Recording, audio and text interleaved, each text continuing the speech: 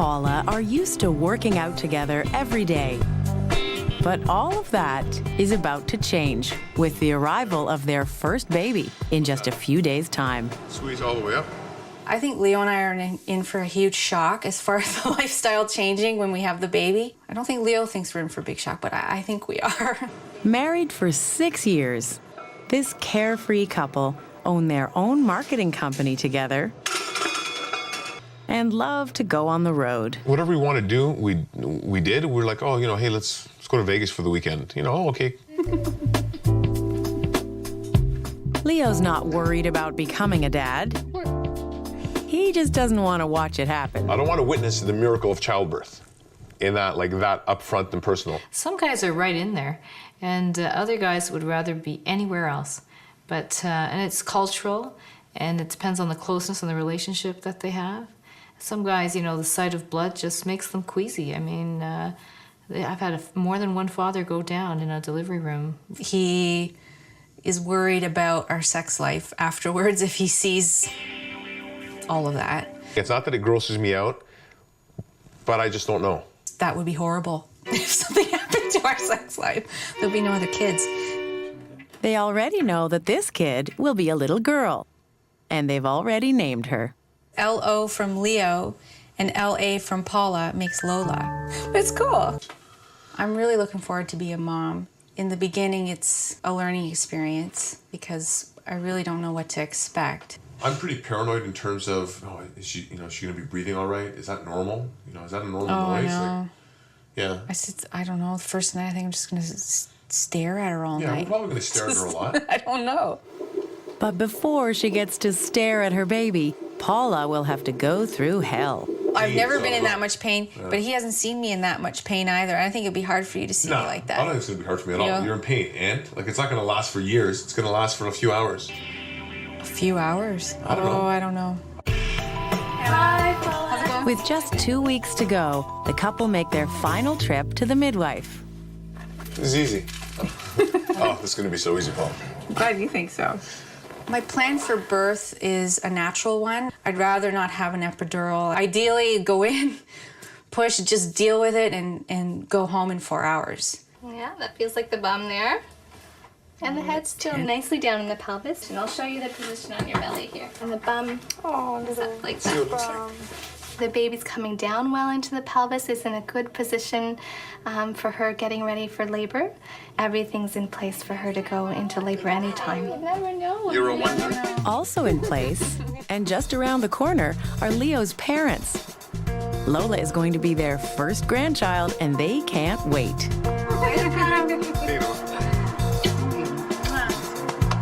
That's my little Lola. It's our first ultrasound. They're so proud of their little Lola. Of course we are. So loving, his family. And they accepted me right away. It's really essential to have some sort of support network around when you have the kids. You want some older people who have already had the experience of raising children to give you some cues. Support networks offer education and tremendous reassurance. They can tell you that you're doing okay, or they can tell you that you're not doing okay and give you information that you can trust. Anytime when they need me, I will be there. You always want to be with your granddaughter. Of course they want to be, if they want me. She's wise, and so she doesn't like to overdo it, And so when Paula needs her and call her, of course, she's going to be there. And I cannot wait when she comes.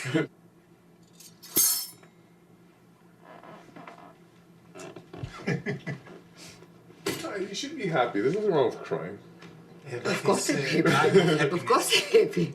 But sometimes you cry out of happiness. These tears comes because I'm happy. Lola is also a first grandchild for Paula's parents, but they are a bit further away. I would like to be closer. They live about 5.5 hours away. I know Leo doesn't like to drive.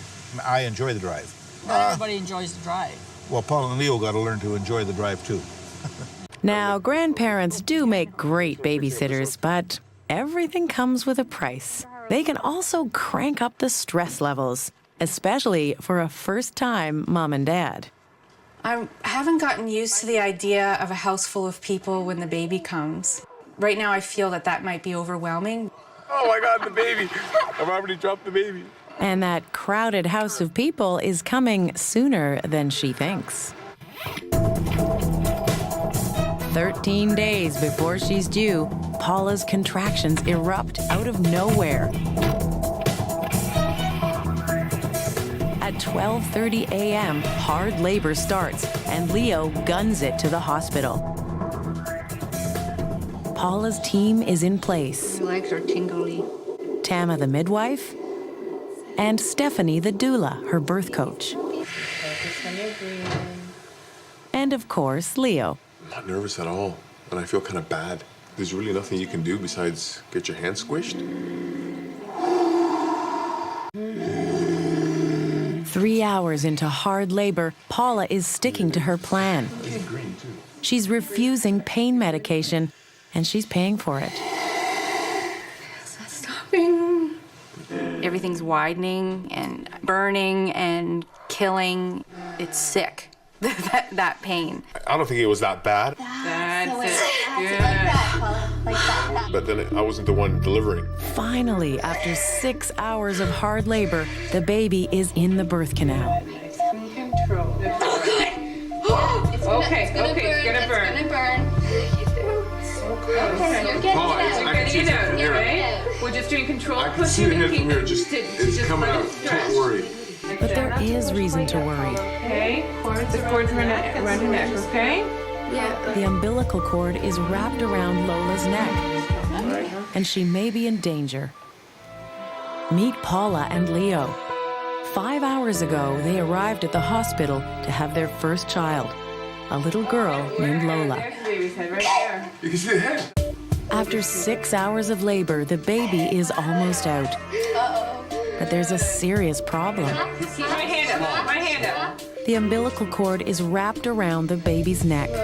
If Paula pushes hard now, the baby could be strangled. That's it. Not to push quite yet, Paula, okay? She's looking at everyone. Trained for this kind of emergency, Tama, the midwife, carefully cuts the cord. Please.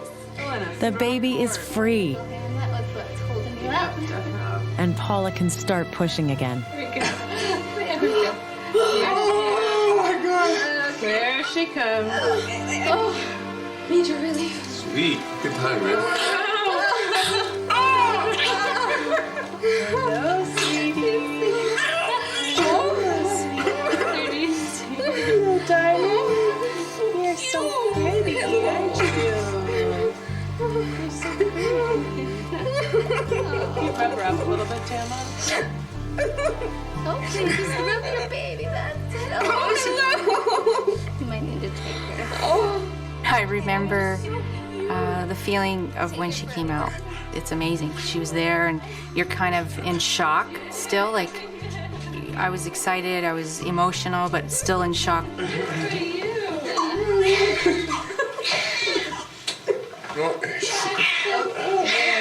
Mommy. 6:32 a.m. on August 6th, Lola meets her mom and dad. 32. It's very real now, Lola. It's very real. Don't worry about it. What a workout, man. Yeah. You did so well. Wow. Go, baby. She was. I'm gonna squeeze it for the next 30 years. It strikes you like, oh my God, that's mine. You become very protective and very sappy. Lola. Still averaging She weighs in at 6 pounds, 6.2 ounces. We're just gonna do just like we had her before. I want to see.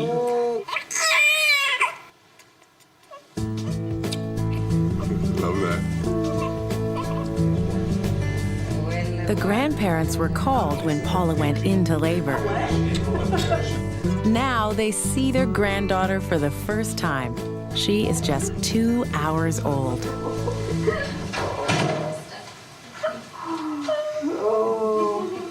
You did a good job. Now I know how much you love me. When you had me. Yeah.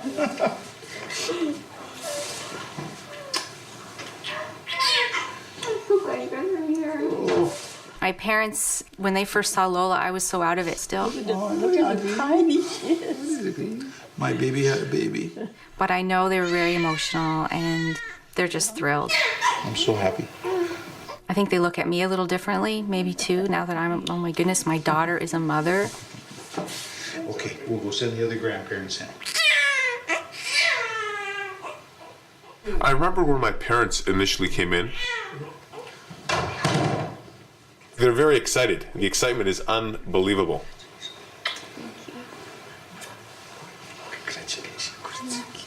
You too, you're grandpa. He looks like Leo.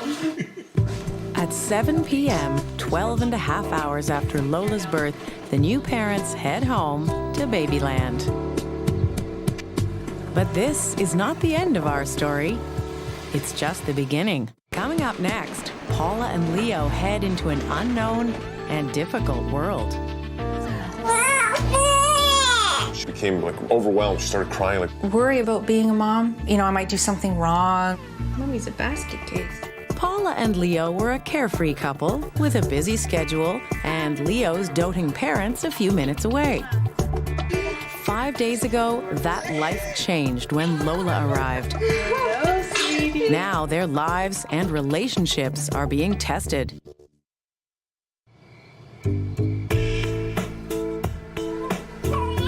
It's 3 in the morning and Lola is running her parents ragged. Just 7 days old, she sleeps for just an hour and a half at a time. It's clear who's calling the shots in this household.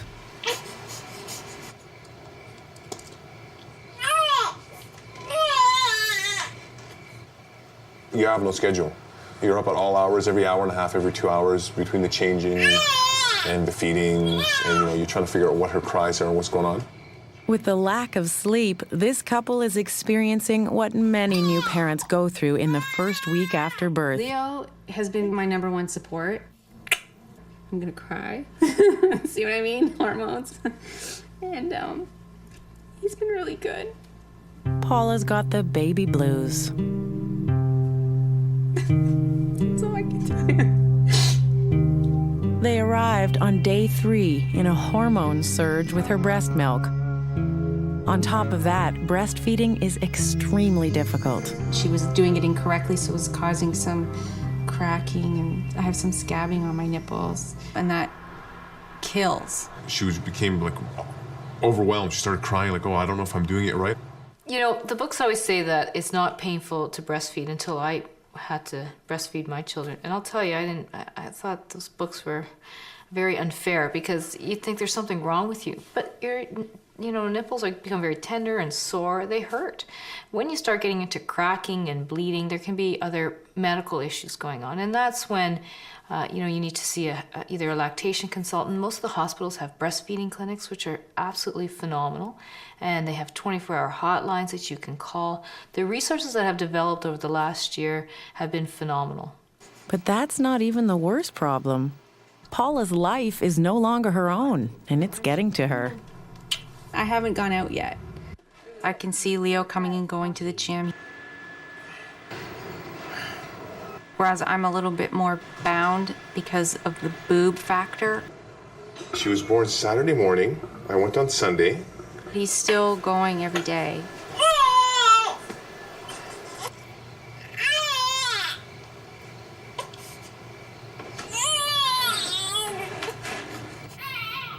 And sleep deprivation is the hardest thing to deal with because you can't function properly. Baby girl. I would just feed her and try and sleep, or try to put her down, make her sleep so I can sleep, as opposed to just enjoying your baby because you're so exhausted. Paula may be too exhausted to enjoy her baby, but friends and family aren't. It's going to be 7 days. 7 days tomorrow. And we've already had, I'd say, maybe people-wise, an easy 50 people come through here. There's one visitor who wants to come most often, Leo's mom. I cooked here and I delivered food there. So then she brought over chicken soup, and I'm like, no, I don't want it. Paula's like, no, we'll take it. And I actually told Paula, I said, stop taking things from her. She keeps coming over. This fridge, won't have any room for it. And of course, the main reason was to see Lola. She called me yesterday, and she was like, oh, Leo, in Greek. She's like, oh, Leo, I want to see Lola. I'm like, okay, well, don't whine. I mean, come and see her. She brought homemade jams that she had made and my laundry, because she's helping me with the laundry. I shouldn't say helping, she's doing my laundry. She'll call one of my brothers and have him call up to see if she can come over. And I'm like, for God's sake, just come over. I'm not going to just knock their door and go open the door and go there. She'll say that she'll come for half an hour, and then as soon as she comes, she's like, within 5 minutes, okay, I'm gonna leave. And then she gets up, and then she sits down. And she does this for half an hour, and I'm like, look, if you're gonna leave, get up and leave. If you're not gonna leave, just sit down and, lighten up. This is the end of week 1. They're swarmed by visitors, they're getting no sleep, and Paula's stuck at home. Welcome to real life in the baby zone. Hey, baby girl. Mommy's a basket case. Coming up, will a surprise party help Paula's baby blues or tip her over the edge? Paula and Leo have been parents for 1 week. God, is it everywhere. It is unbelievable. And they are under siege. Paula is housebound, breastfeeding is painful and frustrating, and they are being flooded with well-meaning visitors. Mommy's a basket case. Hello. Paula needs help. She's exhausted and struggling with the breastfeeding. With the baby a week old, help arrives from midwife Lori. She is 6 pounds, 2, 4, 6, 6 pounds, 6 ounces. Yay. 6 pounds, 6 ounces. She gained 10% of her body weight. The midwife's visits made all the difference to Paula. I don't know what I would have done without them, actually. They're critical. It just gave us that assurance that we can be parents, we can do this.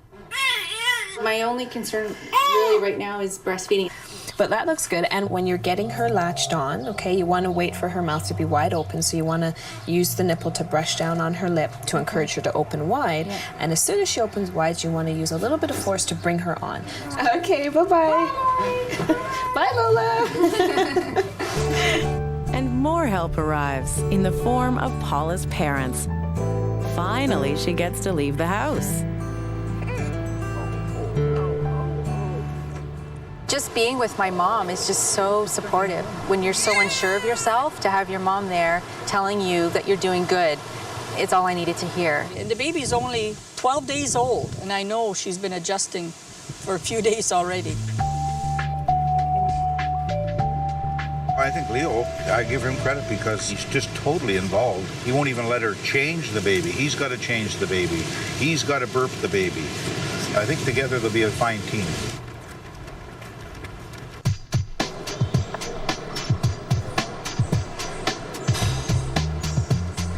And with a bit of teamwork, Paula is finally able to work off some of that baby stress.